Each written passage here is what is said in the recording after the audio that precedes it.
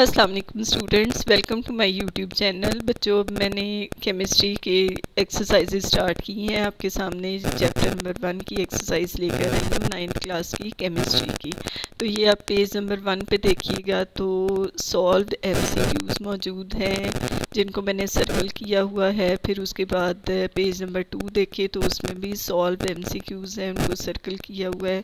उसके बाद नीचे देखें तो मुख्तसर सवालात और उनके सामने बुक के पेज नंबर मेंशन किए हुए हैं। ठीक है, तो ये आपने ध्यान से देखना है कि बुक के पेज नंबर मेंशन किए हुए हैं।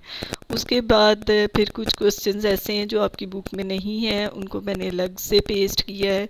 उसके बाद पेज नंबर 3 पे लॉन्ग क्वेश्चन आ जाते हैं, उनके कुछ के आंसर बुक के ऊपर ही लिखनी है और बाकी जो हैं वो आपके बुक के पेज नंबर इसके ऊपर मेंशन किए हुए हैं।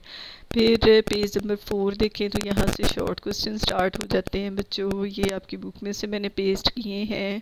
उसके बाद बच्चों पेज नंबर 5 पे स्टार्ट में तो आपकी बुक में से ही शॉर्ट क्वेश्चन है। उसके बाद तमीरी फ़िक्र पर मबनी सवालात आ जाते हैं जिसमें क्वेश्चन नंबर 1 मादा की सुपर क्रिटिकल हालत कैसे दिखाई देती है। तो ये ये बुखारात की तरह नज़र आते हैं, लेकिन ये ना ठोस होते हैं, ना माया, ना गैस। ठीक है, इसका आंसर भी मैंने वैसे पेस्ट कर दिया है। उसके बाद दूसरा क्वेश्चन है फ्लोरेसेंट ट्यूब में प्लाज्मा कैसे वजूद में आता है। तो जब फ्लोरेसेंट ट्यूब ऑन की जाती है तो ज़्यादा वोल्टेज इलेक्ट्रोड से इलेक्ट्रॉन खारिज करते हैं, इलेक्ट्रॉन गैस के मॉलिक्यूल से टकराते हैं और ट्यूब के अंदर मौजूद गैस को आयोनाइज करते हैं और एक प्लाज्मा बनाते हैं। ये आंसर भी मैंने इसके ऊपर पेस्ट कर दिया है। उसके बाद बच्चों अगर आप पेज नंबर 6 देखें पे बच्चों क्वेश्चन नंबर 3 देखें तो पहला क्वेश्चन है जी के बायोकेमिस्ट्री में क्योंकि ज़्यादातर कंपाउंड्स ऑर्गेनिक कंपाउंड्स होते हैं, लेकिन फिर उनको बायोकेमिस्ट्री और ऑर्गेनिक केमिस्ट्री में अलग अलग शाखों में क्यों रखा जाता है। तो इसका आंसर जो है वो लिखा है, मैंने पेस्ट किया है। तो बच्चों ऑर्गेनिक कंपाउंड्स जो होते हैं वो ज़्यादातर कार्बन, हाइड्रोजन और ऑक्सीजन पर मुश्तमिल होते हैं, जबकि बायोकेमिस्ट्री में ऑर्गेनिक कंपाउंड्स भी होते हैं, लेकिन इसको बायोकेमिस्ट्री की शाख में इसलिए रखा जाता है क्योंकि बायोकेमिस्ट्री में हम केमिकल्स को जानदारों के अंदर देखते हैं। उसके बाद अगला क्वेश्चन है कि डायमंड के अंदर ज़्यादा चमक क्यों होती है। तो इसके रिफ्रैक्टिव इंडेक्स की वजह से और कुछ जो है एक्टिविटीज़ की वजह से, यानी उसको पॉलिश किया जाए और उसकी तराश खराश अच्छी तरह से की जाए, तो उस वजह से भी उसकी चमक में इजाफा किया जाता है।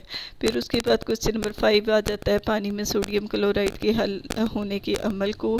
तो ये आयंस में बढ़ जाते हैं और उसके बाद फिर किस तरह से आयोनाइजेशन के बाद किस तरह से सोडियम क्लोराइड पानी में हल होता है, वो मैंने यहाँ पे पेस्ट कर दिया है। उसके बाद पानी में मुख्तलिफ़ कंपाउंड्स की सॉल्युबिलिटी एक ख़ास दर्जा हरारत पर क्यों मुख्तलिफ होती है।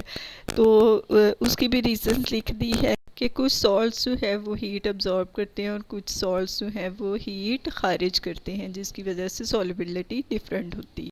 उसके बाद बच्चों पेज नंबर 7 आ जाता है, जिस पर क्वेश्चन नंबर 7 जो है कि सोडियम क्लोराइड को पोटाशियम नाइट्रेट की तरह पानी में से क्यों क्रिस्टलाइज नहीं किया जा सकता।